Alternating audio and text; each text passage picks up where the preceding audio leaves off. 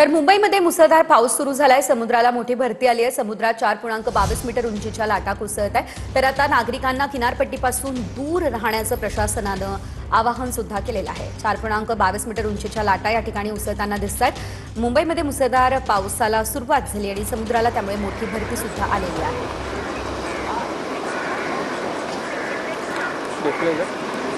अनेक ठिकाणी आता काळजी घेण्यासाठी पोलिसांचं पथक देखील तैनात असल्याचं पाहायला मिळालेलं आहे। शिवाय नागरिकांनी समुद्र किनाऱ्यापासून लांब राहावं असं आवाहन नागरिकांना करण्यात आलेलं आहे। समुद्राला मोठी भरती आलेली आहे।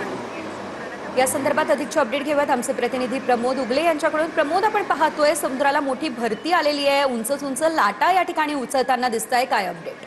नक्कीच कालपासून मुंबईसह उपनगरांमध्ये पावसाची संततधार सुरू आहे आणि आज दुपारी 1 वाजेच्या दरम्यान 4.22 मीटरच्या ह्या लाटा दादर असेल, मरीन ड्राईव्ह असेल, जो समुद्राचा एरिया आहे त्या एरियाला या लाटांचा फटका बसला।